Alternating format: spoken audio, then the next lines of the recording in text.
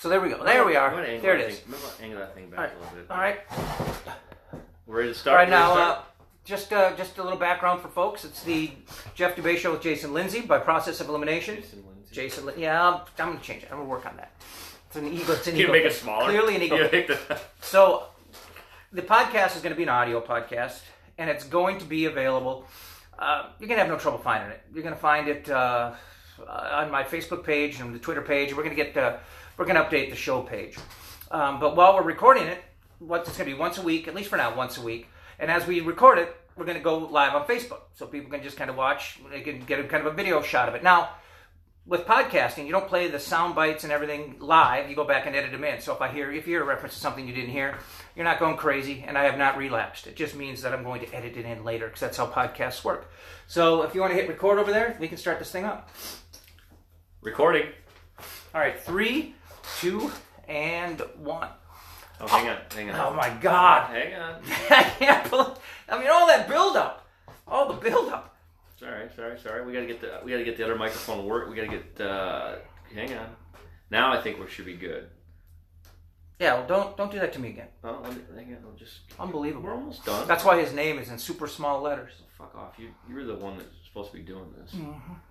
But you're probably right. Okay, we are off and running. 4 reels. Check. Oh. Check. Wait a second. Check. Okay, yeah, it's going. All right, here we go. Let's start the podcast in 3, 2, and 1. And welcome to the relaunching of the Jeff Dubay Show. Jeff Dubay with Jason Linse. I'm Jeff Dubay by process of elimination. He's Jason Linse. So much to talk about. So much to get to today. Thanks to those who are joining us on Facebook Live. I know the audio might be a little echoey for you guys, but it's going to be fantastic on the audio podcast. And if you want to hear the audio podcast, it'll take me, an hour or so to edit it and get it uploaded. And then we will make it available on the Facebook page. And the Spreaker account, too. Facebook page and the Twitter account page. But a ton of stuff going on. Just excited to be doing this again. Obviously, people who know me know my loyalties. You too. You went to the University of Minnesota briefly. I did. Well, you went to Mankato. 2 years. Hey, graduate school. That counts, right? Yeah. I have 2 alma maters. So you graduated from Mankato and then went to grad school. All right. Well, so anyway, you're a Gopher fan. I know that much. I was there in '99 with the big win. We watched a lot of games together too. '99. What was the big win in '99? What was the Penn State one? Oh, that was in Happy Valley. You were there? No, but I was in school with athletes. Okay, well I'll tell you where I was. I was in Memorial Stadium in 1977, watching the Gophers beat Michigan 16-0 after Butch Nash, revved them into a frenzy. Jesus Christ, you're old. 1977. Well, everybody knows about that, right? When the number 1 team, Michigan, comes into is that when they lost Stadium. The next week and they? I don't remember what happened the next week. I was 9 years old, for God's sake. So I was there for the 16-0. That's as historic as it gets. Yeah, it was actually. I still remember once late in the season, it was snowing, and somebody took snowballs. It was wet, thick snow, and they smashed snow onto the wall to make it spell Fire Cal. Well, it was kind of mean. But hey, by the way, did you see Tony Dungy? Speaking of the old school Gophers, Tony Dungy and Rick Upchurch are the first Gopher football players I remember as a child. Tony Dungy was the quarterback, Rick Upchurch receiver. Well, Tony Dungy was the quarterback in that game you're referencing, right? Well, no. He was gone by 77. Mark Carlson was the quarterback in the game that I'm referencing. All right. But Tony Dungy was a Gopher quarterback in the early 70s. Did you see the little thing they did on NBC last night? No, but when he came in, for pre-production and stuff. I saw him decked out in Gopher. Yes, yeah. He wore the Gopher stuff in, showing a little Gopher pride, which is always cool. So anyway, to the things we're going to talk about, and thanks again for everybody who's jumping in now, and we'll make this available in an audio podcast later today. I haven't messed with GarageBand for a while, so it might take me a while to get it edited and put together. But anyway, Gophers win. Gophers win. Unbelievable game, 31-26. I knew they had a chance going in. As a matter of fact, if anybody wants to go and look at my Facebook account, this is on record.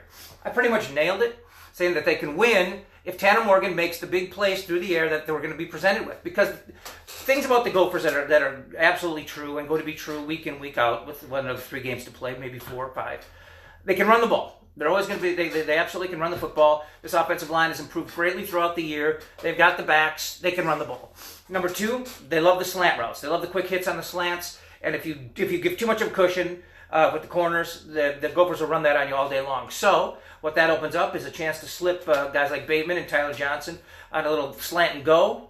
You look like you're selling the slant, the double move, and you're up the field.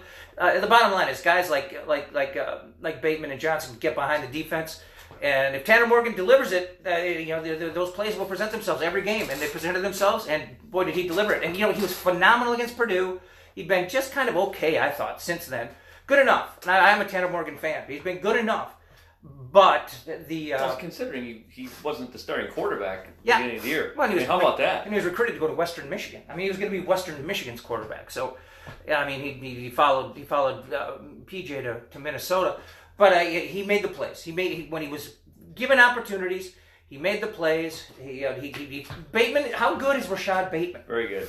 7 targets, 7 catches. Yeah. So I mean, I don't think they talked enough about him.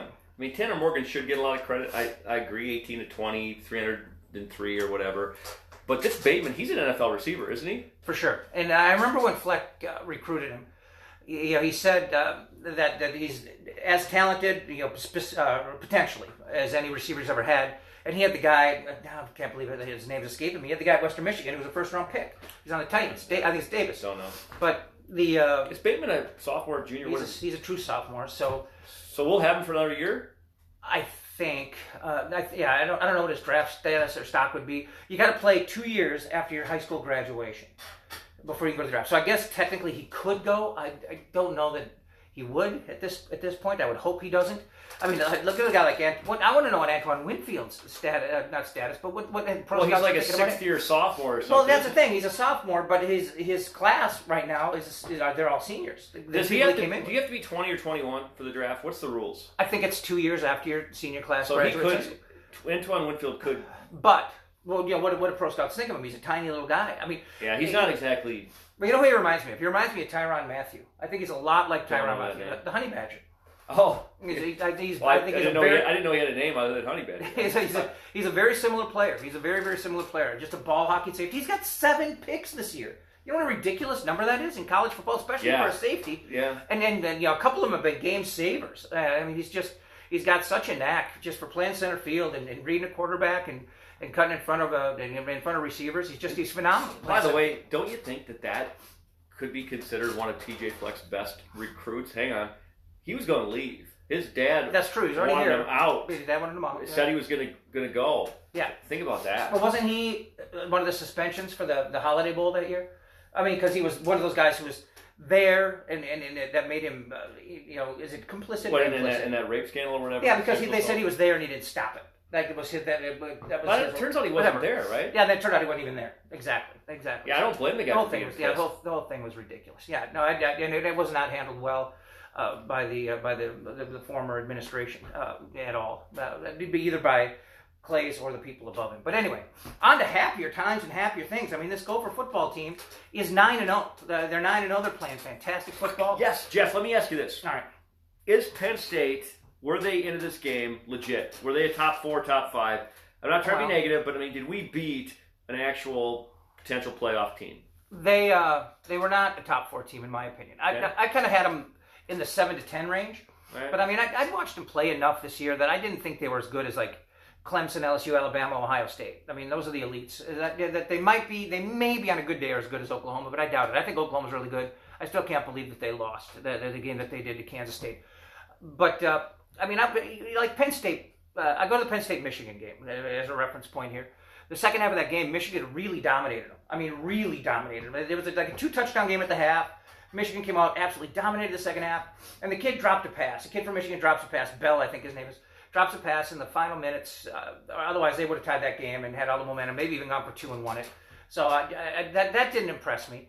And then I didn't think they were overwhelmingly good against Michigan State. Michigan State's nothing. I mean, did you see what Illinois did this past week with their rally to beat Michigan State? And I tell you, number one, I don't think Penn State is, they're top 10. I don't think they're top 5. I think they would have been exposed. I don't think they would have had a chance to beat Ohio State. But they're still a really good team. They're still a top 10 team. It's still a really legitimate win. And I'll tell you what, I'm not going to try to put a bunch of spin on the Gopher schedule, but it's not as bad as it appears at first glance. I mean, at first glance, you look at it, you go South Dakota State, Georgia Southern. Hang with me for a second. Appalachian State. You familiar with Appalachian State? They have... I don't know anybody who's ever went there, but I'm guessing it's in Pennsylvania. I don't know where it is, to be honest with you. All I know is they've beaten North Carolina and South Carolina this year on the road. Okay. And years ago they beat Michigan in the Big House. So they're kind of a giant killer. But what do they have to do with us? Georgia Southern beat them. Oh. Georgia Southern beat them about a month ago. South Dakota is pretty good. South Dakota State was the number 3 ranked team in FCS. Yeah. And then they lost to North Dakota State. I don't know where they are in the rankings, but they're one of the elite teams in FCS, which is the championship series. They don't play bowl games; they go into playoffs. So interpretation, it's not like we played complete cupcakes. We played teams that are, decent. Well, yeah. Well, it's an easy schedule. Let's not forget though that we almost lost 2 of those games. Could easily have been a 2-loss team. But I look at that as a positive. We found a way to win. This coach, we can segue to Fleck and all his shtick and all his eye roll and stuff that he does that makes people like me roll my eyes sometimes. But I love the guy for this reason. It ain't about me. It ain't about you. Right? It's about 18 to 21-year-olds that he can get to roll the boat and to change their vest and to be elite and all that stuff. And it seems to be working. But when it comes to Fleck, you're going to put up with a certain amount of schlock and a certain amount of spiel and some salesmanship. But being a Division I college football coach is about salesmanship. And we talked about Tracy Claeys a couple of years ago, and should they keep him, should they not? He was from a coaching standpoint good enough to coach a Division I team, but that's a fraction of what goes into being a Division I college football coach. You're a promoter, you're a salesman. You've got to monitor the entire program, how everyone's doing academically. If something goes wrong, you've got to handle the spin of it, which was exactly what took Claeys down when that scandal broke. He didn't know how to handle the spin of it all. Yeah. You got to have your players back, but you also got to be able to say the right thing tactfully when a situation like that comes up. You've got to be able to deal with boosters. You've got to be able to deal with administration and boards of regents and presidents and so let me ask you this. There's a million facets. So interpretation here, PJ Fleck might be proving that it is actually more about that. I'll use the word culture than it is X's and O's. Yeah, I tell you what, right? Because we can admit Claeys is probably the best defensive genius in college football, or one of them. Right? He was, and he stepped aside at Washington State in the middle of this year, which was kind of weird, but I thought he was. To take down Washington State in the Holiday Bowl the way he did, I thought spoke volumes about his X's and O's ability. But I don't think PJ Fleck is reinventing football. I don't think he's. I'm not saying that there's any kind of strategy problem here or X's and O's problem. But he's a promoter. He's a motivator. Right. He's a guy who gets people to buy in. I know these are cliches, but these are all things that are true. He's established a culture. Don't you think he's proving a lot of this is getting guys up for the game? In other words, Cal Stoll, by the way, did lose after that Michigan game that you saw when you were 20 years old in 1977. Mm-hmm. The next week they lost to Indiana. This did happen, and that's when Cal Stoll. Did you just pull that out? You got reference material? I've got stuff. You have no idea. No, but so Cal Stoll is on record as saying after that loss the next week in Indiana, they came out as flat as a pancake. You can look this up, and I don't think we have to worry about that with PJ Fleck. I don't think this team next week in Kinnick or wherever that stadium is. Yeah, that's Kinnick. Right? Yeah, I don't think we're gonna have to worry about them coming out flat as a pancake. Do you agree? Well, I've been tossing this one back and forth in my mind a little bit. Oh, by the way. People don't have any idea how awkward it is being a recovered drug addict and having a cold. I have the sniffles. I'm concerned. I'm sort of like, God, I gotta wipe my nose. And people are gonna be like, oh God. Well, if you were a cokehead, you weren't a cokehead. No, I wasn't. But I could see but that. But seriously, I'm like, God, my nose is running, but I don't want to wipe it because people are gonna think it. But anyway, I digress. Yeah, but there's other things about your mannerisms that cause people to. I'm a little hyper. You've had to deal with that. I'm a little hyper. Right? I've been hyper since I was a little kid. Yeah, I was given a UA at the age of 7. Yeah. But, the thing with the Iowa game, Iowa's got a great defense. So great defense, bad offense. It's going to be one of those games where they're going to have to just kind of grind things out, be patient. I don't think they'll look past them. I think Fleck does a really good job of getting people focused in on the moment. And it's funny too. You look back at the beginning of the season. Do you remember as they were just barely getting past South. I remember watching these games very clearly. South Dakota State, Fresno State, and Georgia Southern. People are like, oh, who cares if they even win this game? Look at this. They're down to Georgia Southern with 3 minutes left. Who cares if it's like I care. Now I hope they care now. It's like you have no idea. Yeah, you have no idea what's going to happen down the road. And I'll tell you what. Here's what I say about what that makes. Here's it. What was the speaker? I was just a speaker trying. here's what I say about Fleck. That proves his coaching ability, him and his staff's coaching ability, is if you look at the last 2 years, the level of improvement that his teams have shown in season, it's mind-blowing. I mean, remember how horrible they were like halfway through the year last year? Yeah. And then they fired the defensive coordinator. Purdue. Yeah, they replaced the defensive coordinator. They go off on Purdue. They go off on Wisconsin. They look great down the stretch. They destroyed Georgia Tech. I mean, they were a different football team. And now, I'll say this. If the Gophers, you want to know how good Penn State was or how legitimate of a win that was, had the Gophers played Penn State in... Third game of the season. Yeah, put them in September, early October. They would have rolled them. Yeah. Penn State would have rolled them because the Gophers were not a very good team at the beginning of the year. And I mean, the preseason schedule, the non-conference schedule, could be summed up in a couple of ways. Number one, the teams that we played, even though they're not marquee teams, were better than people thought. Yeah. You know, Georgia Southern, South Dakota State. Agreed. And secondly, the Gophers weren't that good back then. I mean, they're a completely different football team. Both sides of the ball. The offensive line, it doesn't even resemble the group that they had, you know, at the beginning of the season. It's the same exact group. I mean, don't get me wrong, personnel-wise, it's the same group. Yeah. Now let me ask you this: is that something? Boy, I'm looking way ahead here, and this I don't mean to do this because I'm doing a really good job. I've already looked forward to next year. That's where I'm going. We're going to be amazing next year. Well, do we have to worry about starting slow? They seem to, you know what I mean? Like if we get, are we gonna? I don't know who we play preseason next year before Big Ten. But one of these years, we're going to get a legitimate team. I would. Yeah, I don't know what the non-conference schedule is. I don't have it in front of me for upcoming years, but they do have some good home and aways. I mean, let's not. No, they're going to be very good next year. I mean, I can understand why they started. But let's talk about this year before we segue to the Vikings. Okay. They are. I think they'll win in Iowa. Northwestern should be easily handled, right? If we win the next two, not that we don't have to beat Wisconsin to win the Big Ten West. We will plan. We win the Big Ten West in the next two. If the Gophers win the next two, it's the Big Ten West. And the reason why I want that to happen, I want to beat Wisconsin. Don't get me wrong, obviously. Right. But I don't want them to have any spoiler on us. Right. So come to town, fuck off. We don't care if you beat us. Right. We're still gonna, Yeah. Can you imagine being at that game? God, how much fun could that game be at? But I mean, if the Gophers beat Iowa, it won't mathematically clinch the West, but for all intents and purposes, it'll be over. I mean, that'll be it because I don't think you're going to lose to Northwestern.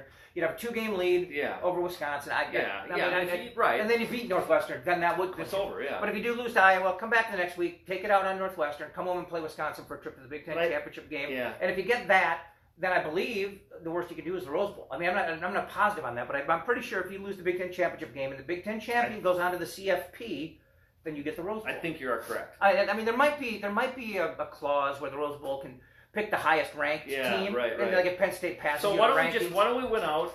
Yeah. And whether or not we get our ass kicked to Ohio State or not, we're going to the Rose Bowl for sure. Then. Yeah. If you win all the games going up to the if you go into the Big Ten title game undefeated, then I think you're a lot. And by then, by all intents and purposes, you'd be ranked 5 or 6. We're 7 right now. By the way, if we win out, are we in conversation? Well, that's the other. Well, I don't know if they can beat Ohio State. I don't think so. I don't know that they're ready for that.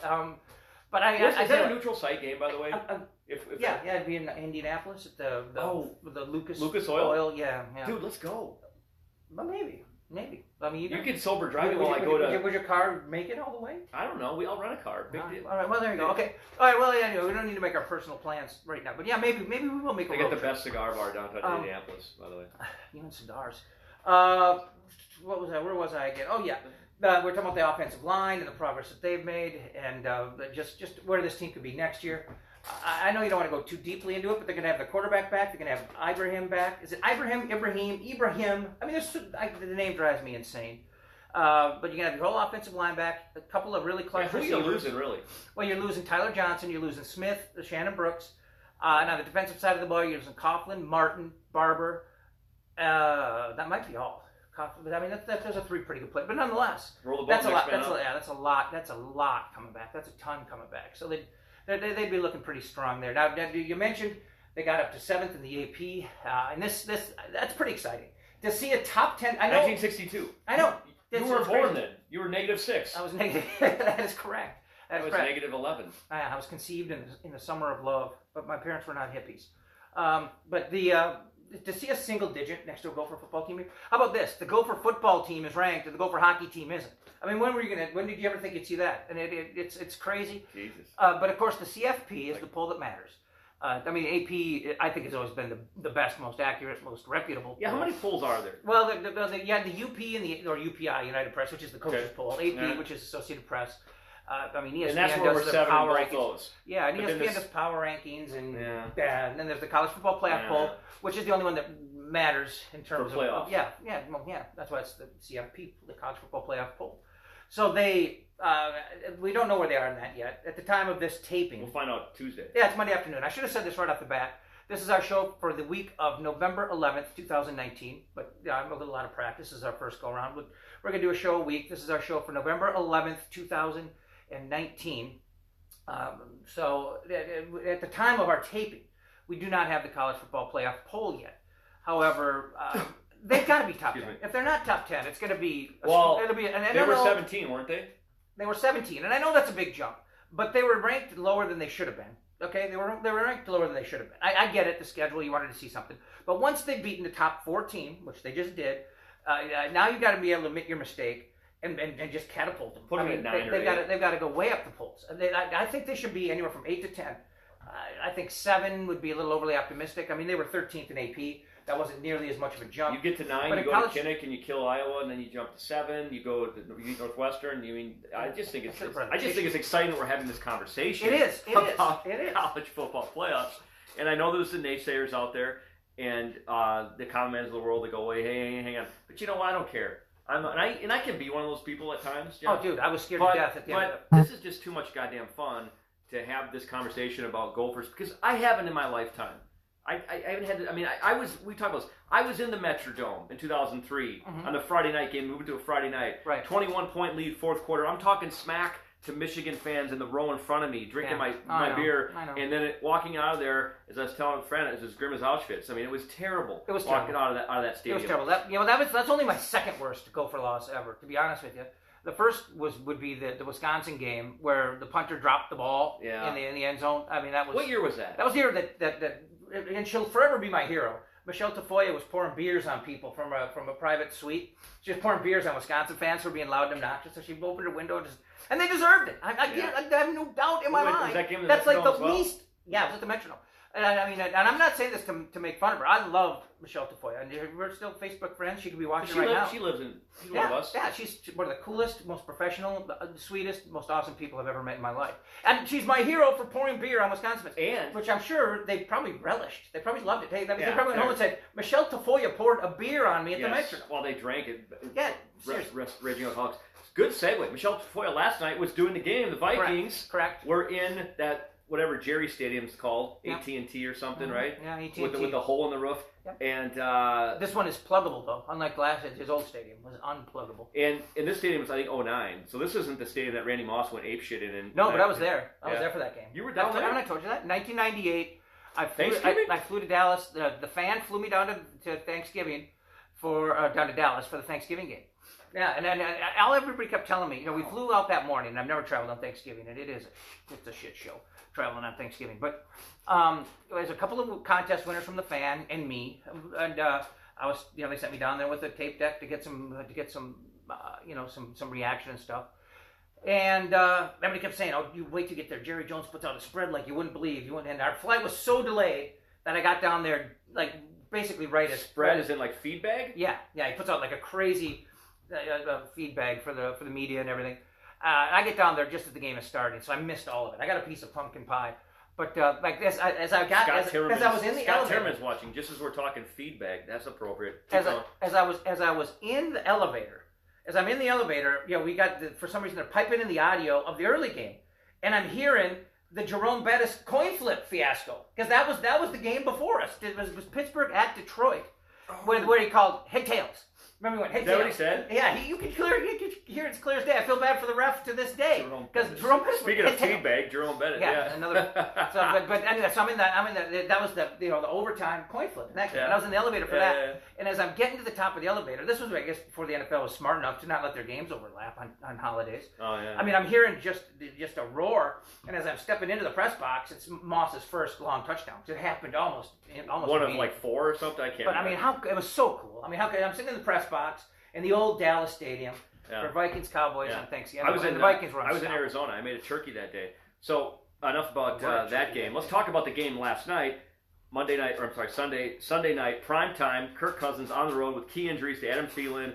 Linval Joseph did not play, and a few others, right? Right. And I was a little concerned about the Trey Waynes. Where are you Trey Waynes haters now? You see how much they missed him last night? A little concerned about going into this game that it was going to be, and I even texted a friend. I said, "Hey, they're gonna." This is after last week's kind of. I don't know how to say that. They can't say loss. It's kind of lame. It's kind of. They almost said 2 in a row. Like. So, but I said, hey, they're going to lose to Dallas. It'll be 6-4. Then they're going to run off 4 or 5 in a row. Well, that's what I predicted. I'm glad I'm wrong, obviously. But they went down there and did what they had to do, including in kind of Gopher like new Minnesota fashion. You thought it was going to lose. You thought, at the end? The Gopher game at the end of it. And we won both games. Well, I mean, as a Minnesota sports fan, how are you not conditioned to believe there we go. that tragedy is always impending? I remember I was texting you. I can't have nice things. But anyway. Okay, well, let's take it back for just a second. End of the Penn State game. Clifford hits the slant to number 5, whoever number 5 is. It looks like he's gone, and basically the ghost of Murray Warmath tackles him at the 10-yard line. I still don't know what made that guy go down at the 10-yard line. He wasn't tackled. I mean, if you're in Vegas with Penn State, you're like, where the hell did they bury Jimmy Hoffa? Do you think he didn't want to score too quick? Is that possible? No. We would have gotten him. He was not going to score. Okay. There were 2 players converging on him. The player coming from the inside had the angle, and it's kind of like he ducked under the hit because he didn't want to take the hit. But basically, he got tackled by the 10-yard line, which was absolutely bizarre. So anyway, going back to the Sunday night game with the Cowboys. Once we got the ball and had to give it up, and Dallas goes from their 11 to our 15 in like a heartbeat. At that point, I'm downstairs, MFing the defense, just like 2 weeks in a row. I mean, you had the 7-point lead late in Kansas City. You let them go right down the field. You let them tie the game, and then when the offense was unable to do anything, Kansas City, they convert after the long yardage situation after the fumble, and just like that, they win the football game. So I'm thinking 2 weeks in a row, you're going to take a lead on the road into the final couple minutes and blow this because you're not playing any defense. And I don't know what's going on with the Vikings defense right now. They gave up a lot of yards to Dak, and he's a good quarterback. Don't get me wrong, but so. Well, By the way, do you know what his name is? Real name? No. Birth name? No. What is Dak short for? Well, okay, Dak is short for Dakota. So you'd think that'd be his first name, right? All right. It's Rayne, Rainey, and I think that was his mom's name. Doesn't matter. All right, so here's the thing. You know what Topher is short for? Christopher. So who doesn't know that? So Vikings 7-3 on the heels of the Packers, who have a game and a half on us technically or whatever, right? Because they beat us. Well, yeah, but we'll beat them at home. Well, I agree. So that half game. So it's exciting that after 10 games, 6 games to go. Yeah. Because we'll beat a ratty Denver team this Sunday, and then we have that bye. Yeah. So that couldn't come in a better time, right? Yeah, and then when you look at these 2 team schedules, each team has one difficult game left, not counting against each other. Green Bay has to go to San Francisco. They're in the bye this week. Then they go to San Francisco the following week. They'll lose that game. The Vikings have San Diego, then a bye. Denver in a bye. We go to San Diego, and then it's just basically each team plays the sorry NFC North opponents at home until they play each other. That's basically all it is. So the schedules, they're fairly even. Green Bay has 4 of their 6 games on the road because they played so many in the beginning. So that helps us. It does a little bit, but it's going to come down to that Monday night game. But back to what we watched on Sunday night. I know that Cousins didn't go 40 out of 45 for 400 yards and 4 touchdowns. He had no time to. But he did what he had to do. He played a good, smart, efficient game. I typically get critical of him for being kind of a pussy. I mean, he'll in the face of a rush. Well, not even in the face of a rush. In the anticipated face of a rush. Yeah. He'll check down. Like I've seen him on 3rd and 15, like drop back and just immediately check down to a back with nobody in his face. Yeah. And it's just like, what are you afraid of? I mean, play the game, let it play out, see what happens. But I thought he made great decisions when he was under duress. He'd spin out of it and he'd find Cook. And I tell you what, Cook is. They say a quarterback's best friend is a tight end. And last night, Rudolph, he kind of proved that. How about that? Yeah, he's phenomenal. But I gotta believe Cook is. Well, where would he be? Where would Cousins be on a night like last night without Cook? Where you're under duress, you find him, you dump it off to him. He's got people draped on him 3 yards behind the line of scrimmage, and he gets a first down. I mean, he just a burst of acceleration. Although that backup running back is not half bad either. I like Madison. So I like Madison a lot. I think we've been okay. I tell you what, how bad would it have been? You get the run down to the 1-inch line. You think you're in the end zone. We play Seattle after the bye week. Yeah, Seattle. That's the tough one. Oh, thanks, Brian. Brian Greedy. Yeah. And by the way, we didn't mention this earlier, and we will next week moving forward. That by doing the Facebook Live thing, we can be interactive. I mean, people can jump on. I was going to say, because this first one we want to be kind of quick, but there's some people commenting, and I was going to so keep doing that. Keep sending the comments and the love and all that. Absolutely. We do need to wrap this up. By the way. Yeah. We're coming up here on the last minute. Our goal, Jeff, correct me if I'm wrong, is to do quick 30-minute once a week. Yeah. Talk about Gopher Vikings. I'm guessing you'll get into hockey. Eventually.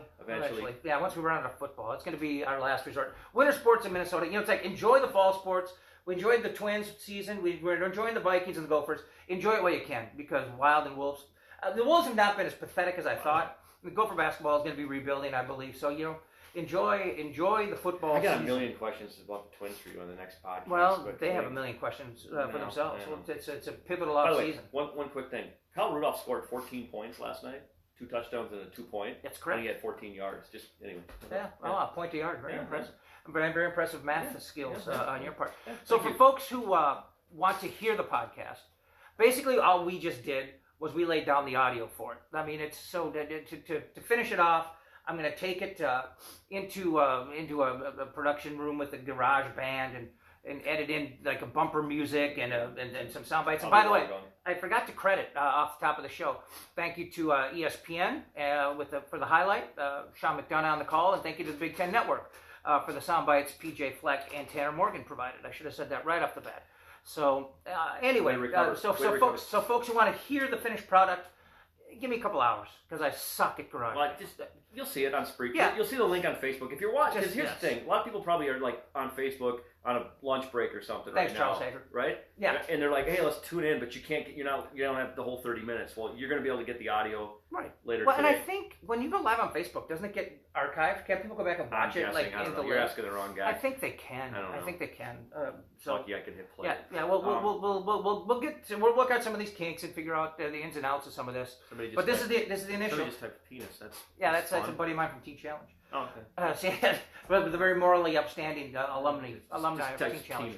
But anyway, so thanks for tuning in. This was the show number 1, Dave. the Jeff Dubay Show with the very small print Jason Lindsay. Yeah, it's kind of like Handy and Combs. Yeah, pretty much. And what Combs is dad? Sit on this is the show for 11/11, the week of November 11th, and we'll be back next Monday with episode number 2. Thanks to everybody for checking it out. Peace out.